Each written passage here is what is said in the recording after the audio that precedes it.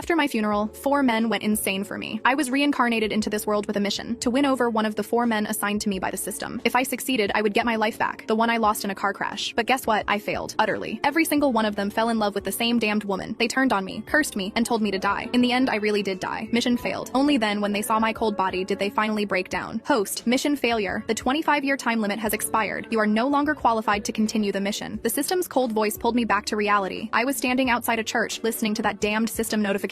Inside, Parker Sheffield and Jessica Landry were kissing at the altar. He was the richest man in City A, and the last man I needed to win over. Another epic failure. When I was first reborn, the system offered me a deal. Make any of these 4 men fall in love with me within 25 years, and I could live again. But 25 years had passed, and I had nothing. It seems I wasn't meant to live at all, was I? I turned and left, eventually walking onto the busiest overpass in the city. The system said my time was up. I had to end it myself, permanently. As I stared down at the speeding cars, my mind was filled with memories of those men, their cold words, their contempt. And it was all because of the woman they were obsessed with, Jessica Landry. The system tried to console me. It's not your fault. She is the chosen one. They are instinctively drawn to her. I looked up at the blue sky and thought, is that it? Am I destined to fail just because I'm a side character? To hell with it. I didn't want to think anymore. I closed my eyes and stepped into the traffic. A harsh screech of brakes, followed by an angry roar. Haley, are you insane? If you want to die, don't do it out here. I opened my eyes and saw my brother, Caleb Wright, dragging me toward his car. He was also one of the 4 men the system picked for me. The system had said if I could max out his brotherly affection to 100%, it would also count as a win. But then, Jessica Landry got her claws into him. She told Caleb I had hired someone to rape her. Caleb believed her without hesitation. From then on, he despised me. Caleb drove me to the river, dragged me out of the car, and slapped me hard across the face. If you really want to die, do it where no one will be responsible for you. I picked a great spot, now jump. My head was spinning from the slap. I had pretended to be suicidal in front of him before, just to get his attention, to make him listen to my explanation. But he only had eyes for Jessica. Now, he just thought I was pulling the same old trick. Caleb, what are you doing here? Aren't you supposed to be at Jessica's wedding? Are you here because of me? I looked up at him, my voice full of bitterness. Wasn't he at the church? Was he worried, so he followed me? I still held a sliver of hope for this brother. He sneered. Don't flatter yourself. I was picking up a bridesmaid's dress for Jessica when I ran into you, you lunatic. And Haley, I'm not falling for your act again. My last hope shattered. I should have known. My brother was hopelessly in love with Jessica. Even though she was marrying someone else, he was willing to be her errand boy, even running chores for her wedding. What an incurable simp. I said nothing and turned, starting to walk into the river. Maybe Caleb thought I was just acting. He stood on the bank, mocking me. Hurry up, you're so slow. If you're going to die, do it quickly. I have to get back to the wedding. I quickened my pace, letting the river water soak my clothes, numb my skin, and fill my mouth and nose. This is it. I can finally be free. But suddenly a powerful force yanked me backward out of the water. Smack! Caleb slapped me again. Haley, did you really think you could die in front of me? Mom gave you that life. You have no right to throw it away. Mom was the only person in this world who cared about me.